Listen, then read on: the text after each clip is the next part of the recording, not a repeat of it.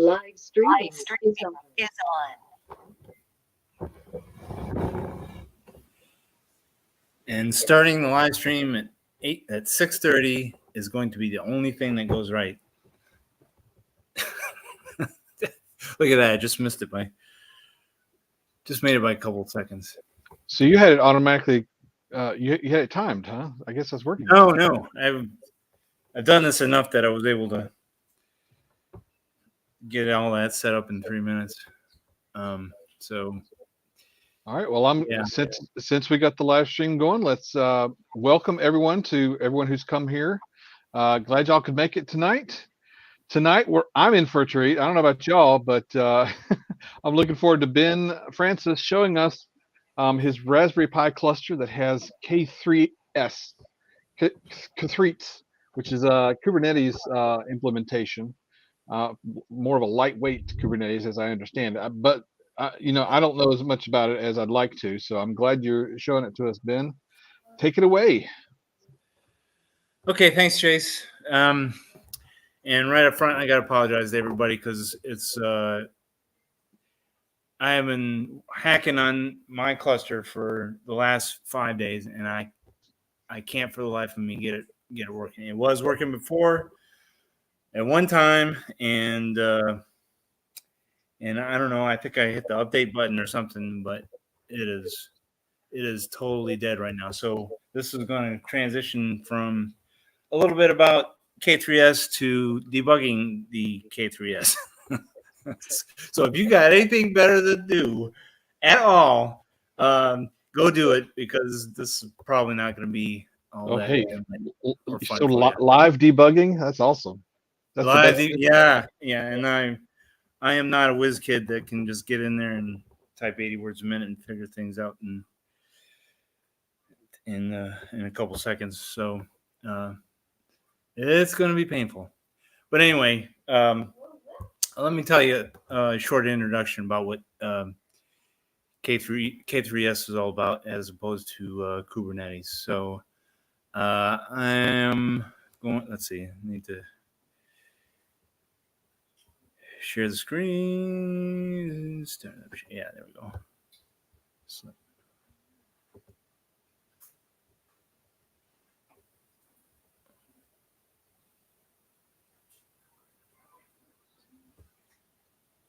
hey, Daryl, to save bandwidth, let's turn the cameras off.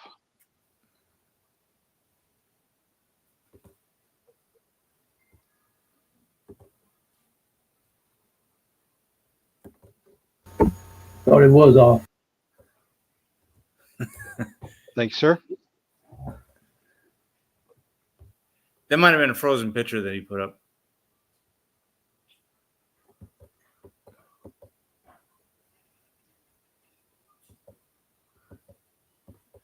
All right, I'm trying to share my screen and just see. Has frozen up. Can y'all hear me? Can still hear you, yes. Yeah, okay.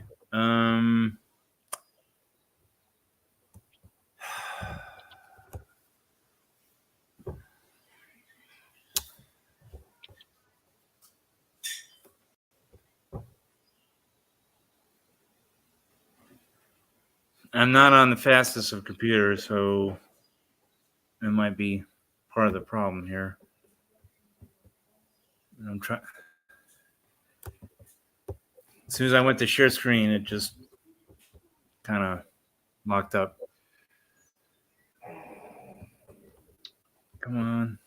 All right, I will. Until you get that, let me just to have something on the screen. I've gone to the K3S website, K3S.io. Yeah. The first. Yeah. Can you show that, Jace? That'd be great.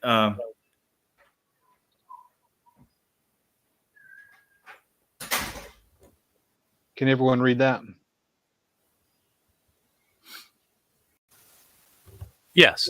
Yeah. Okay. You can? Okay. Well, I can't see it yet because my box is locked up. Anyway. Oh yeah, it's locked up hard. Well, at least it's taking my voice. So anyway, the Kubernetes itself is a container orchestration solution. You may have heard of Docker, and what Docker is itself a container creation, building, and running solution. And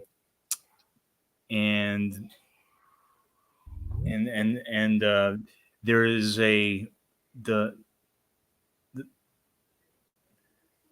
solution for orchestrating all those containers, because they can get into the tens and hundreds of containers, is called Docker Swarm.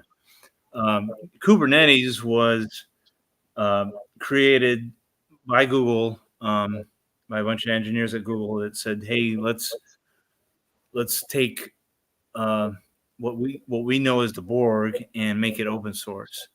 It's how Google runs all their applications. And of course, their managers thought they were crazy at the time, and really pestered them on it. But eventually, they won out, and they did open source Google's Borg and renamed it to Kubernetes. And Kubernetes has lots of complexity and lots of components to it, because it's designed. It's well designed, but it just has a heck of a lot of complexity. There's like 9 or 10 large components that make up Kubernetes.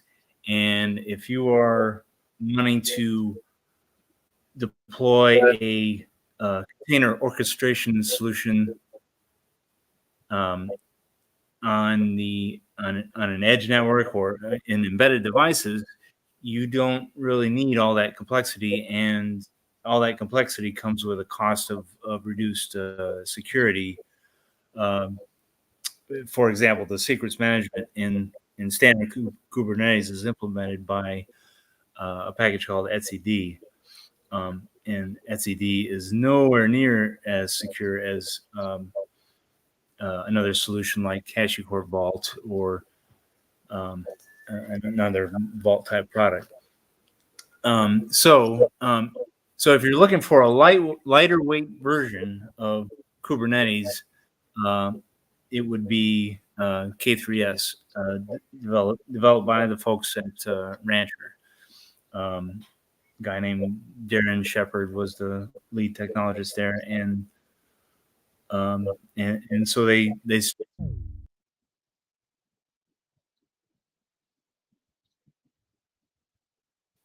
Oops. I think we lost him now. It finally ended. So hopefully we'll have him reconnect here in a little bit. If it takes too long, I'll give him a phone call and say, "Hey, do you know you're talking to nobody?" Oh,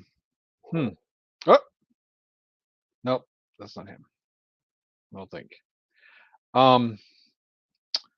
So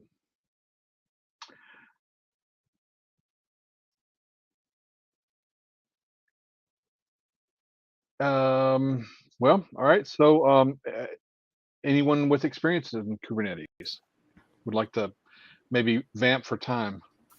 I've spent a lot of time on it here recently, actually. Fun fact. Yeah. Do you know why there are 7 spokes in the wheel for the Kubernetes project icon? Why? I used to. I can't remember. Well, since the project was based on the idea of Borg, they first were calling it 7 of 9. And so then when they switched to Kubernetes, they maintained the 7 of 9 theme in the spokes. That's why it has 7 spokes. Anybody know why Kubernetes is acronym is K8S? Kind of like localization is whatever, L810 or something like that. You just take the first and the last letter and you put the number of characters between. That's it. K and then 8 letters and then S. I've got a Kubernetes cluster running at home on my little home lab, and I've got 4 Raspberry Pis, 2 VMs. It's using K3S like he's talking about. I use an Ansible package to spin everything up from ground zero, and I use actually the coolest part about it to me is that I use VS Code remote container development to be sort of the command center for the whole thing. So yeah, I guess to do anything with Kubernetes, you need kubectl and millions of other commands, and you got to have everything set up. Well, I can pull my repo and open it in VS Code remote containers, and that sort of spins up all the software that I need inside of that remote container. And in fact, that container that it spins up is running Kubernetes itself. It's K3D, but it's just kind of interesting to have a Kubernetes cluster inside of a Docker container. But that also just gives me the tools and things I need, including Ansible and blah, blah, blah, to push K3S to all of my nodes. Assume I had a complete disaster, I could pull my entire cluster up from brand new hardware, theoretically very easily.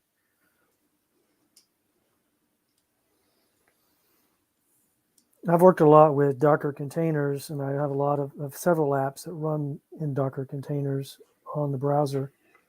But I didn't know why Kubernetes was advantageous. That's mainly why I wanted to see this. Why is Kubernetes so much better? Are you familiar with Docker Swarm? No. Okay. Kubernetes is an easy way to think of it. The way I think about it is Kubernetes is kind of like Docker Swarm, except for it can span multiple computers. Okay. All right. And it's probably 1,000 times more powerful than Docker Swarm. I don't know. There's no end to the complexity and interestingness of Docker Swarm. I'll have to look. Kubernetes. Docker. I'm sorry. Yeah, I'll have to research Docker Storm too, or Swarm, because I'm not familiar with that. So another one of the cool things I have on my cluster is I'm running Metal LB, which is a load balancer for bare metal clusters. And all that really means basically is that whenever I, to try to simplify it in like terms of Docker, from somebody who knows Docker, anytime I spin up a new Docker image in my container inside my Kubernetes cluster, it automatically gives that container, it's really a service, but it grabs an IP address off of a pool of IP addresses that I've allowed the cluster to have access to. And then there's another thing related to MDNS that's also tied into it, and that communicates with my fancy router I have. So ultimately, say I spin up WordPress in my Kubernetes cluster, it's going to get its own IP address that is load balanced across whatever machines that WordPress is running on inside my cluster, and it will have a host name such as WordPress. Maybe I just call it WordPress, right? But from any machine, I can type in WordPress in the browser, WordPress.local domain, and it'll resolve to wherever in the cluster that WordPress instance is running. Cool. And that's pretty super freaking fascinating. Yeah, it is. Well, I'm running 2 websites on a WordPress install on a Raspberry Pi 3B Plus. They have their own database and everything, so that's a good thing to have. But with Kubernetes, it sounds like you could do that across platform. Some of the big benefits, I think, from Kubernetes are the auto scaling and the load balancing. Yeah. Yep. The tougher things, the more difficult things to learn in Kubernetes are load balancing and ingress. Ingress more so than load balancing, but they sort of go hand in hand. And which do you use and when? And it is really difficult at that point. Especially if you're doing high availability. Yeah.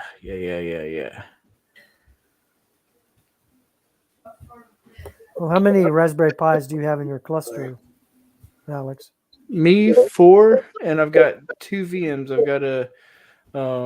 I've got 2 older laptops running Proxmox. Oh, okay. And I use those as the they are highly available. I mean, in theory, they run the control, they run the API, they run etcd, and they run something else I'm not thinking of. But I mean, technically, those should be also split across their own machines. But I have enough of them to theoretically be highly available. The Raspberry Pis run. One is connected to a Z-Wave stick to run Home Assistant. Another one is connected to my 3D printer, so it runs Octoprint. And the other 2 are just kind of running, I don't know what they're running. They're running whatever Kubernetes. Are they all schedules Pi for 4s or 400s? Yes, all of them are 4s. Okay. I did just get another Pi 4 and a Pi 4 compute module with a carrier board that has the PCI expansion port. So for $14 on Amazon, I'm looking to get a dual SATA PCI expansion card so I can theoretically run a NAS on that machine. Yep. I'm running Longhorn. I don't know if anybody's heard of that or mentioned that yet for the Kubernetes storage, and that's super duper cool because what it basically does is it's a distributed file system that spans across your cluster. It can run on specific nodes if you want, or it can span all of the nodes in your cluster. And because at first I thought I needed NFS. My original Kubernetes cluster did run store everything on an NFS server that I was running on one of my machines. But then I came across Longhorn, and Longhorn is cool because it's a distributed file system and not a file level syncing system. It is a block level file synchronization system. So every file that every block that your application writes to disk gets written across however many nodes you specify it for. So you can span it across 3 or more nodes, however you want.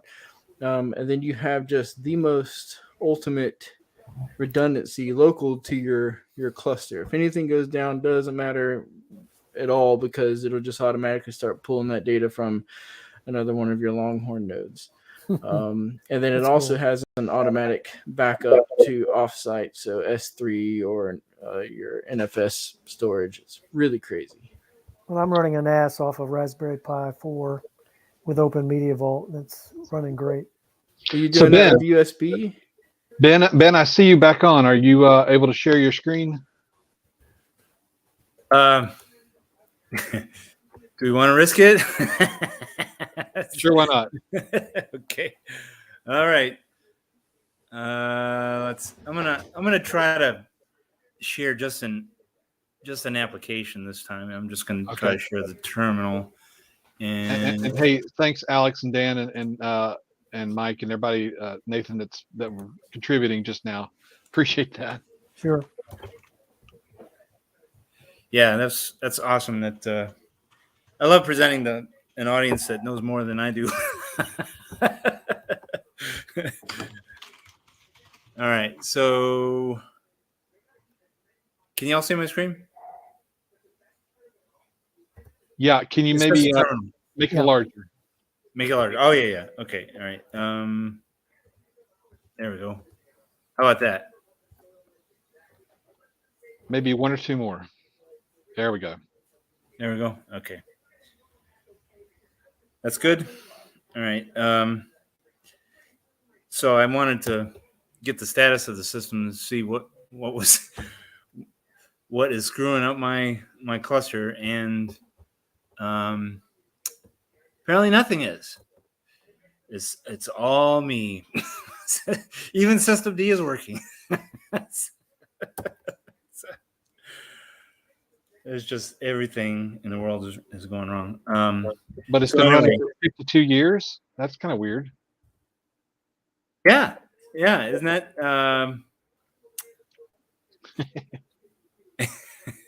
That's how often I've put into this cluster, and I mentioned that I updated one of the nodes, and I'm not sure I updated the other two, so that might be the thing taking them down.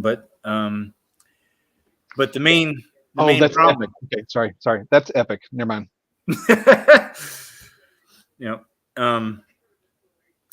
This is the problem right here. I mentioned about Kubernetes security being, not all that, and so I knew that when I set it up, and so I intentionally made it so that the master node, which I'm on right here, this guy, the nodes could only talk to it, and so that's why it's surprising that I can't even talk to this guy right here. And I did it like 2 or 3 years ago, and I was pretty security conscious, and I was heavily in the firewalls at the time, and I don't think I set up firewalls on the nodes just to allow one, but it's possible. But I mean, it's pretty simple. I mean, they're all connected to the switch by like 3 feet of LAN cable. Are you blocked by fail to ban, maybe? I was in the fail to ban at the time, so that's quite possible. Thanks for the suggestion. If you didn't, whitelist your own IP address, it's possible you get blocked. Yeah, that's a good suggestion. Now, so now we get into the portion of how do you debug a cluster that you can't talk to again. I mean, I can talk to the master. I'm on the master right now. But what in the world do you do when the Pis are not connected to any display or anything? So I can't just go to one of the nodes and say, "Hey, what's up?"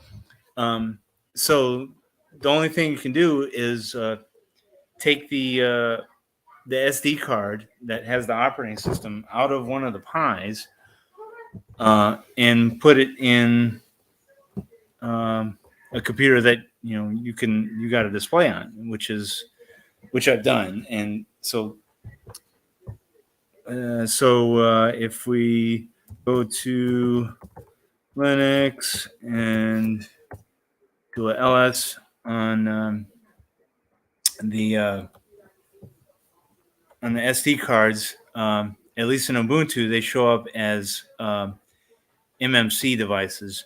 I forgot what MMC stands for. Does anybody know?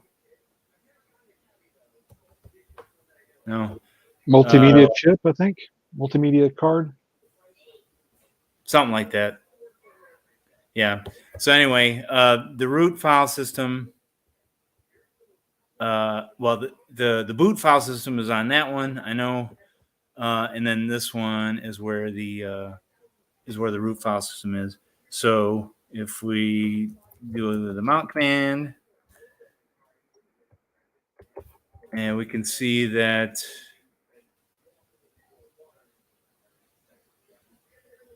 only one of them is mounted right now. Oh, no, there it is up there. See that?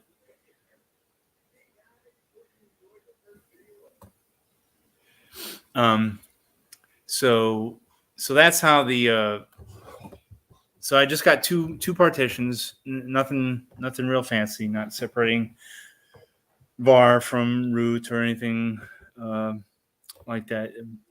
Probably should if you're really good at this and don't want var to filling out var to kill your machine.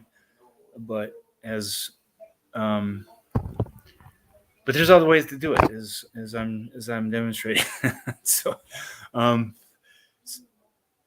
anyway, what I did is I mounted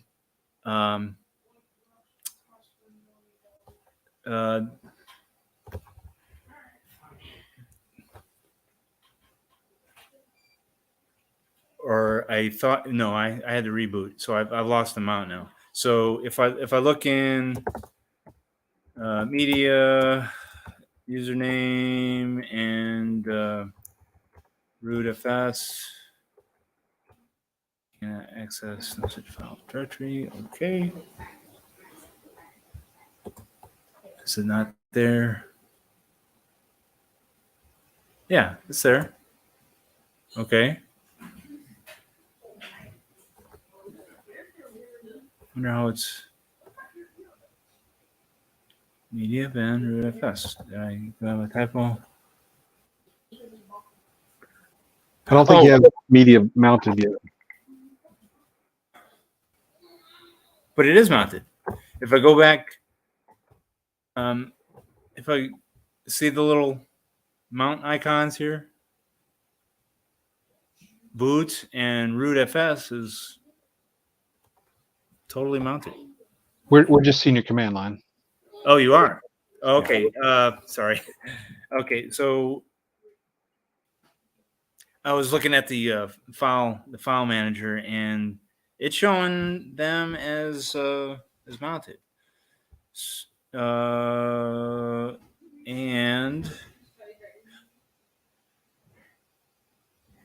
oh wait. Okay. I'm sorry. I'm on the Raspberry Pi box, so I have to get another tab. All right, now I can do it. And I'm going to show dev mmc.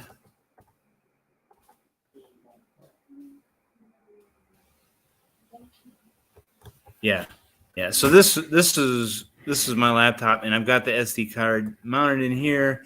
So now I can do a sudo mount, and I just want to look at the root file system. So that's all will mount.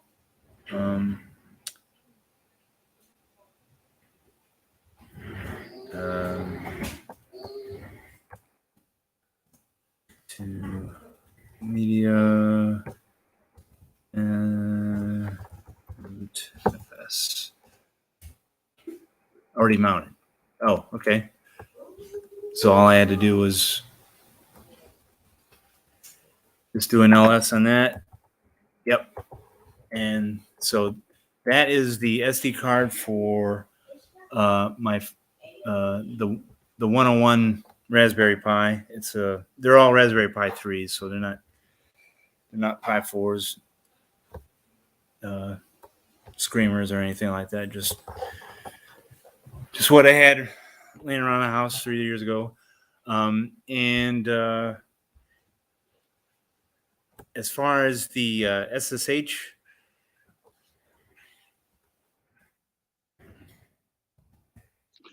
I'm sorry, Ben, did you say what model of Raspberry Pis you've got here? Yeah, Raspberry Pi 3. Okay. Usually the best way to lock yourself out of a box is to screw up the SSHD config file, SSH for the SSH daemon, and I'll take a look at that. And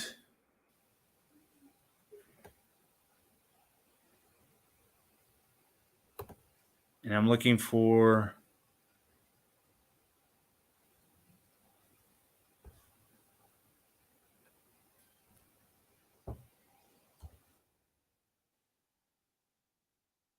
okay. So I originally set it up. I had this password authentication, yes, set to password authentication, no.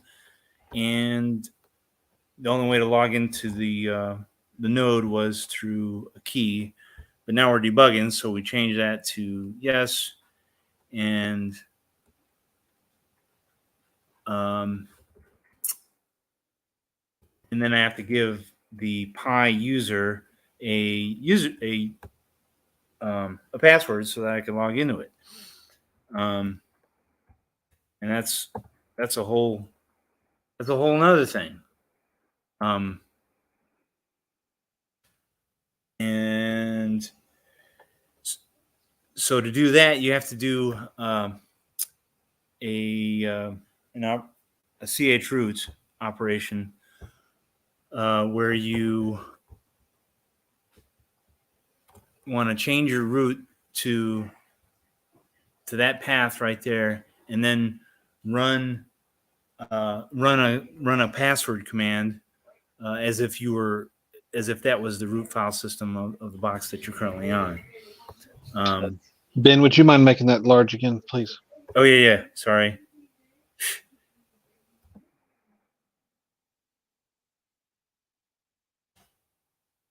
All right. Can y'all see that? Yes, thank you. Okay.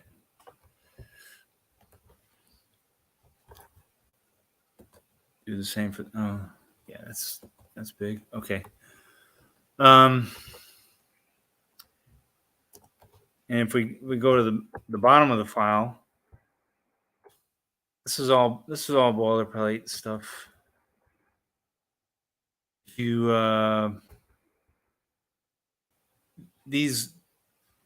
These options right here are all commented out from the standard file, but it also signifies that this is the default. So even though it's commented out, it's telling the user that this is the way the SSH daemon is currently configured, and that's the default. If you change it, like I believe X11 forwarding was originally set to no, and I changed it to yes for debugging, I believe.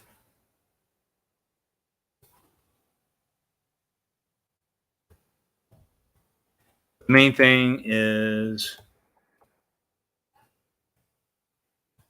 permit, password authentication, yes. We still want to have no empty passwords, so we leave that no.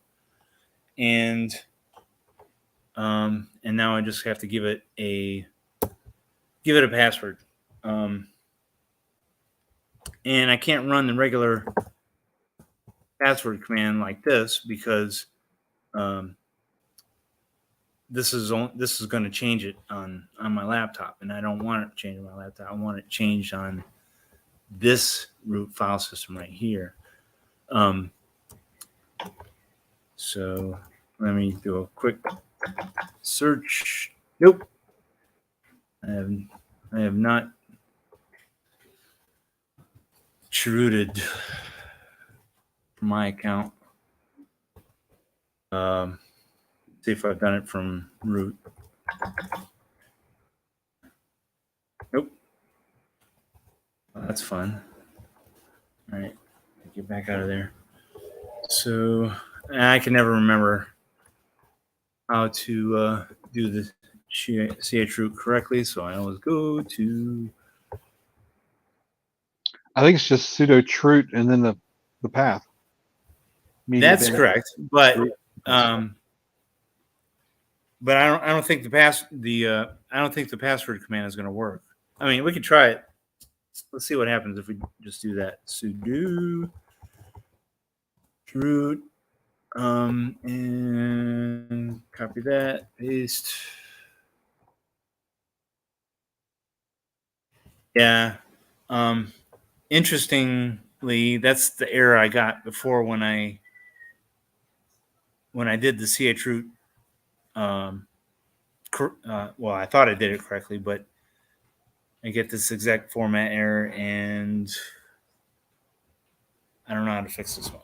So All right. So is it mounted without exec? Is it mounted no exec?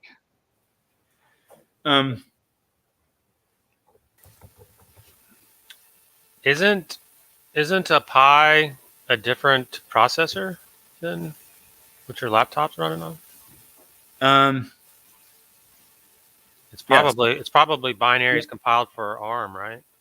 Yeah, it's an ARM And so processor. it's not going to run on an Intel laptop.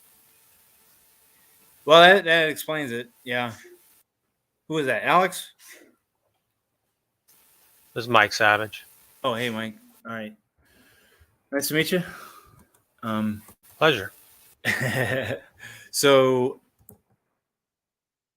all right. Yeah, you're right. So to get it to work, I would have to go even further down the rabbit hole and do a cross compile of the password command for the ARM architecture, and then once I got that binary, I would have to copy it to a bin directory underneath that underneath this the root the chroot environment. So that I got an easier hack for you.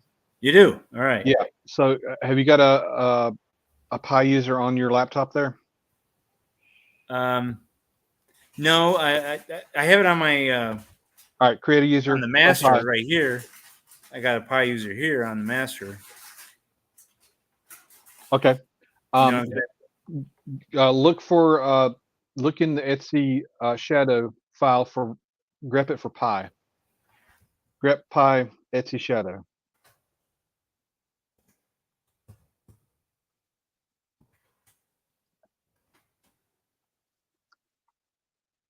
Need to do it as sudo. Okay. Yeah, there we go. Copy that line to the etc shadow on the other one, because that's your encrypted password. Yeah, you're right. Should work. Thanks, Jace. Okay, so let's got that copied.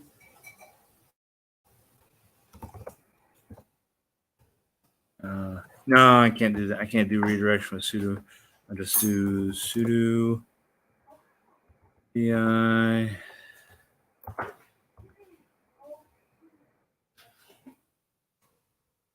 And here I got to do media bin root fs.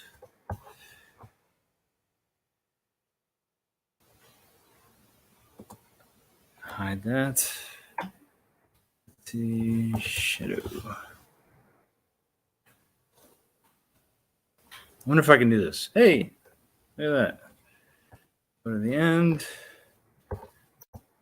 Paste. Oh, wait. You've already got I already have a Pi user. So either delete the old one or replace it or something. Yeah.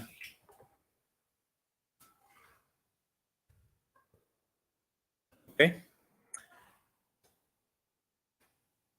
This might work.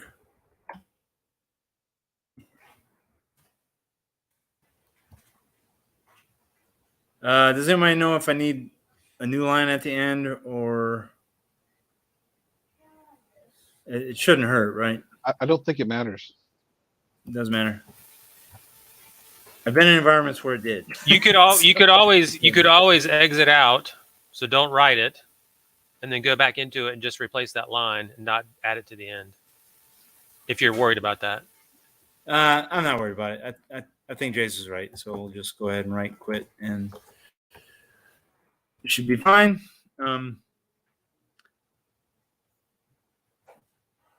Okay. Then we just have to. Okay, so that will allow me to log into the box with the same password that I had on the master. Is that a true statement? Does salting have anything to do with that, to change it?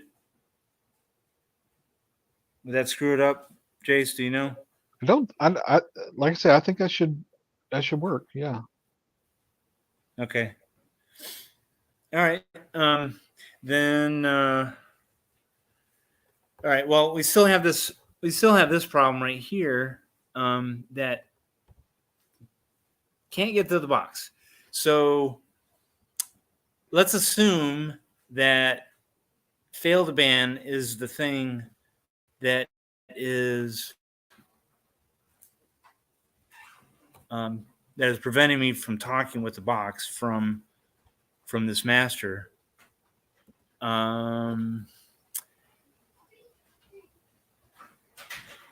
how do I disable fail to ban just by editing the file system?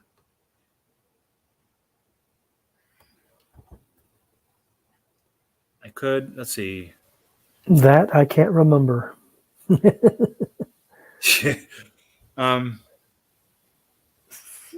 Sounds like you've jailed it somehow, so you're going to have to go to the Well, jail. I assume you don't want the fail to ban service to run at startup. Correct. Right. So we need to go into Etsy. Is it Etsy services? Etsy service? It's not. I think doesn't Raspberry Pi use systemd? Right. Yeah. Or is it lib system? Lib user lib system. Systemd has its symlinks somewhere.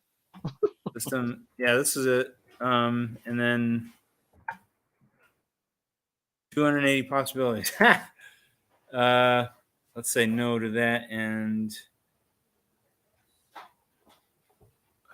what would it? Oh, yeah, failed, man. Oh no. Is there a failed to ban configuration file where you could just tell it not to block IPs on the range you're interested in? If it's a local file. It's a local file, though. But local on the other system? Yeah. I think you might need to restart fail to ban for that to work.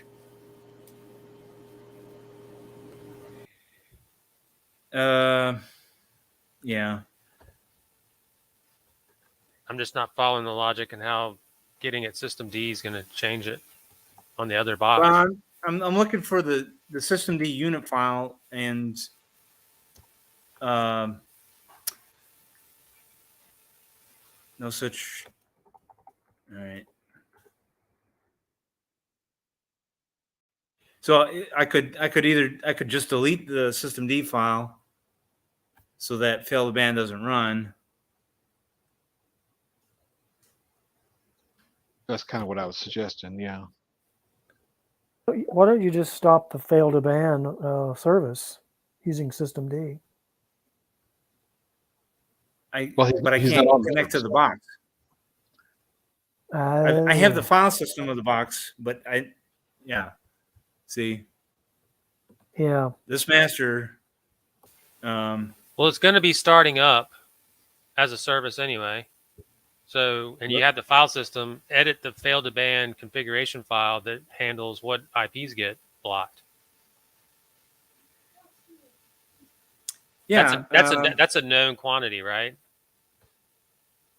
I think so. Yeah, Etsy. Probably under Etsy fail to ban or something. Well, if you need to physically reboot it, why don't you just like physically connect to it and log in? Can't do that. I don't have a display connected to the Pi. Don't have a keyboard connected to it. The only way I can get to it is through SSH, and SSH ain't talking. So,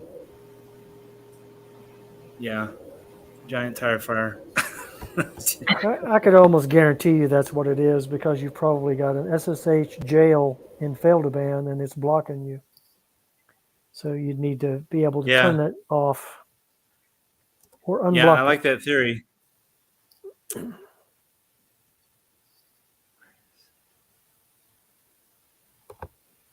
But I don't see fail to ban on here anywhere at all. And I can't remember where it is myself. It's been a while since I've used it. it should be under Etsy failed to ban. Yeah, I would think so too. And if not, you should be Yeah, able to, and you should be able to look in the bin directory or sbin or somewhere and see like a failed to ban stop, or I'm sorry, failed to ban command. Maybe it's under user local.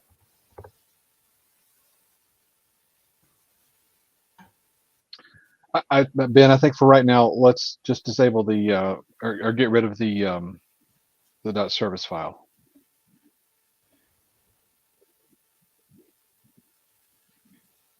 Well, I'd love to if I could find it.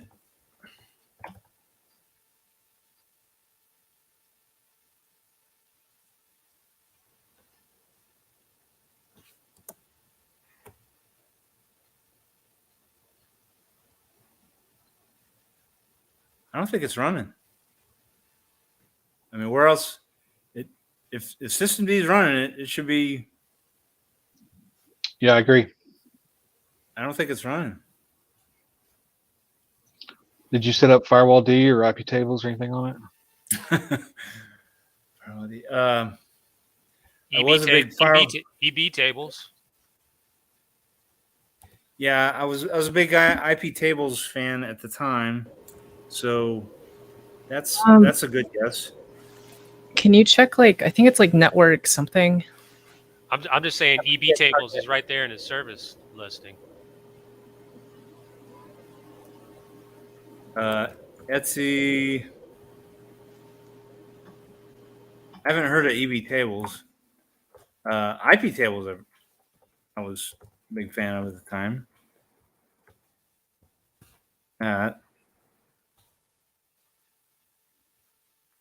Oh, it's not there.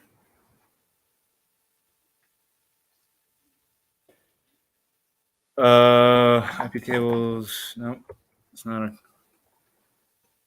Ben, it's in lib systemd system.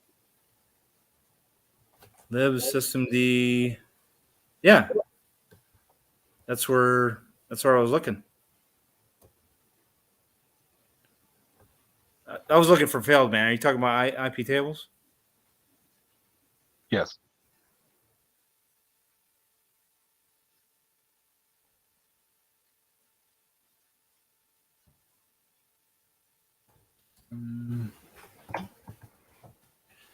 Also, what is Raspberry Pi-net-mods?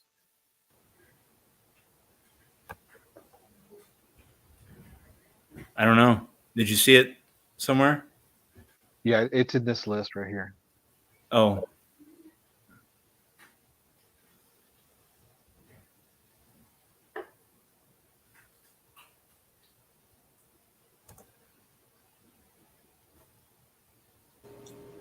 SSH wasn't on a different port, right?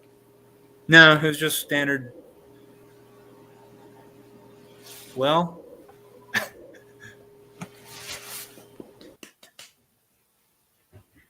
I could have done something crazy like that. Like put it on 2222 or something.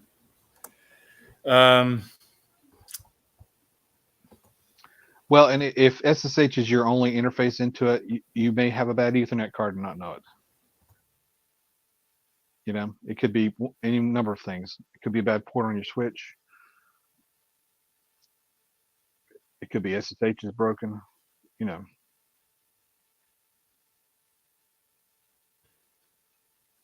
Oh, let's see.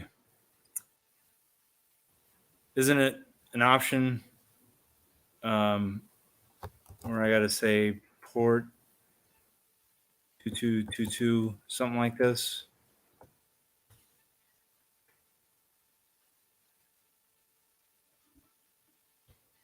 You could check in the config file. Oh yeah, that's right. Okay.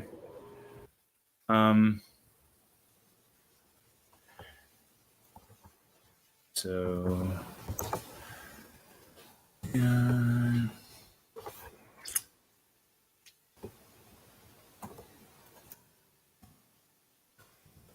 let's see SSH.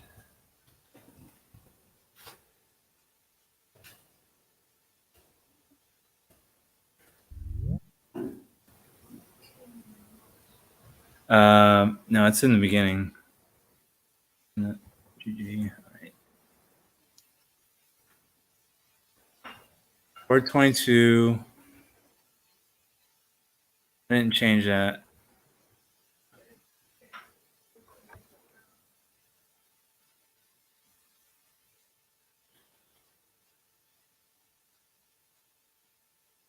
Goodness.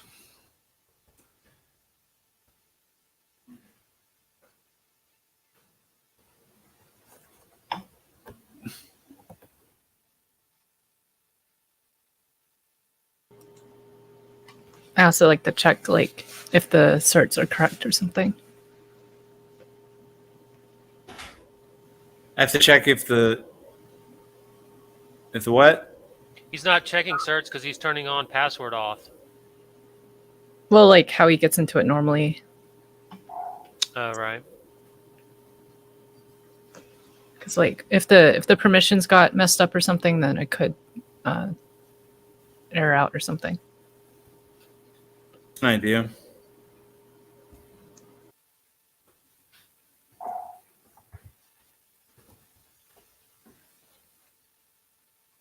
Six 4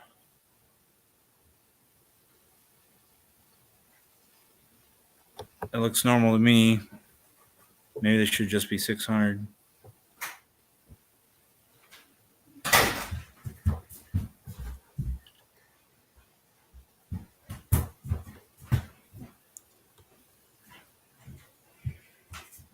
Oh, I'm on the wrong box again. No, I wasn't. That was right. Yeah, that's right. I think that That's tip the file that, system. that usually is 600 for that file, or it should be. But Okay, so let's mod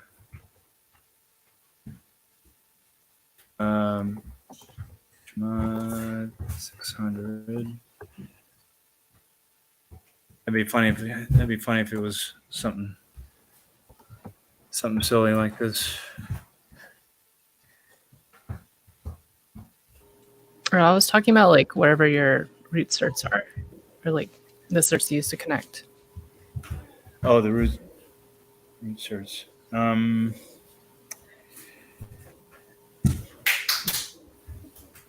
Like in .ssh. Okay. Yeah.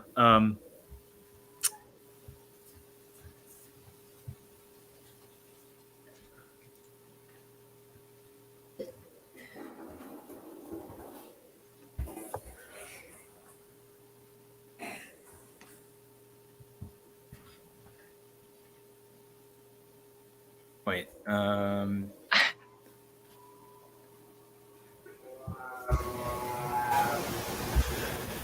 All right. So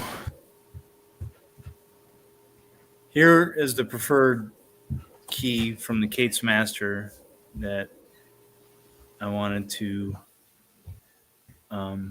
use to log in from the master to the node. And so that's how it was working. But I also added some more keys in case I wanted to get there from somewhere else. And yes, Jace, I'm still hanging on to my old Clemson key. Yeah, I noticed that. How long has it been since we worked there? Yeah. 4 years for me.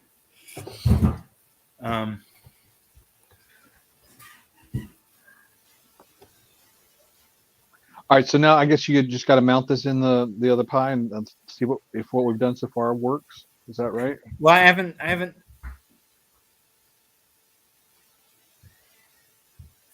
haven't seen fail to ban to be able to delete it. We were talking about IP tables, whether that was running. you had an EB tables in your services listing, and I did. that's kind of like a replacement for IP tables. Oh, I think it's Ethernet block. what is EB? Ethernet bridge tables. Okay.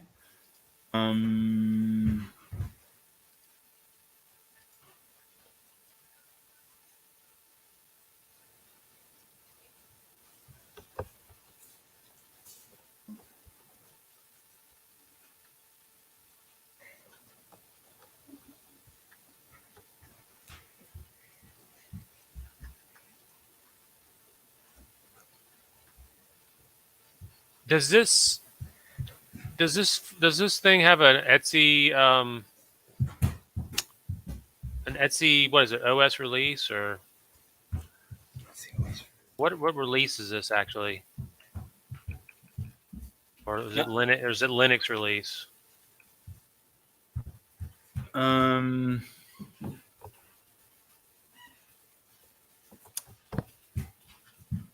would I don't know how to figure that out. Cat the file Etsy OS release. Yeah, Ketsi, I want to see what release of operating system this is.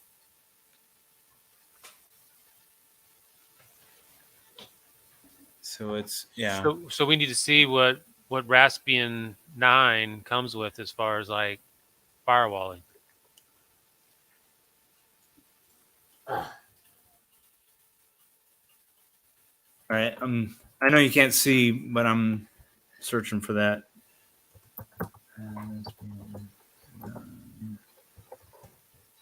Firewall.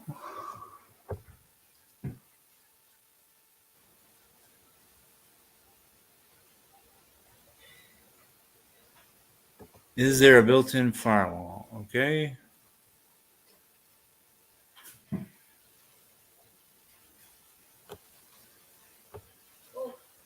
I want to go pee-pee. I want to go pee-pee. Okay, boo.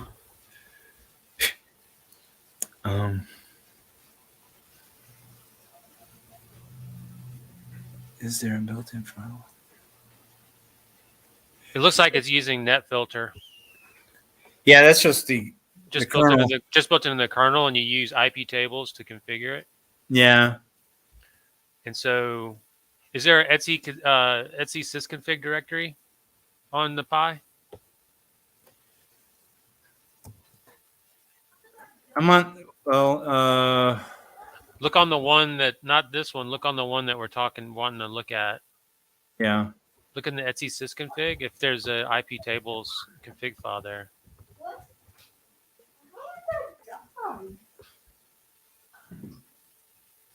Yeah, it's been so long. I forgot what the iptables.conf is located. I think Etsy sysconfig is Red Hat style. Yeah, that's Red Hat. So what's the Ubuntu equivalent? It's been a while since I took my LPI cert. Me too. Yes. So IP route. I don't think that would be it. I want to play as Luigi. Okay. Okay.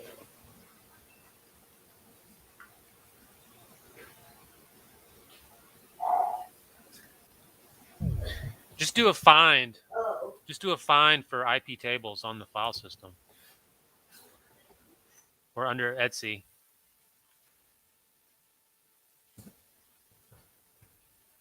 Oh.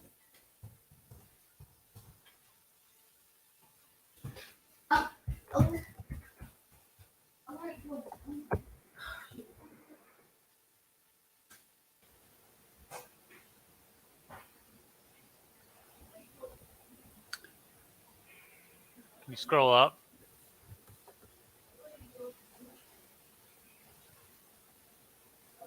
That's just Docker stuff and Rancher stuff.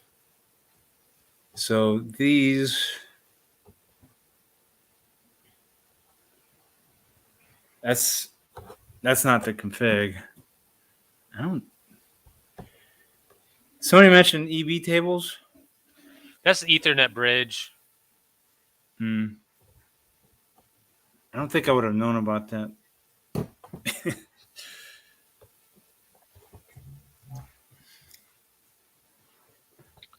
Did you mess with NF tables? No. There's no way. Those are what, net filter tables? Yeah. Yeah, no. Well,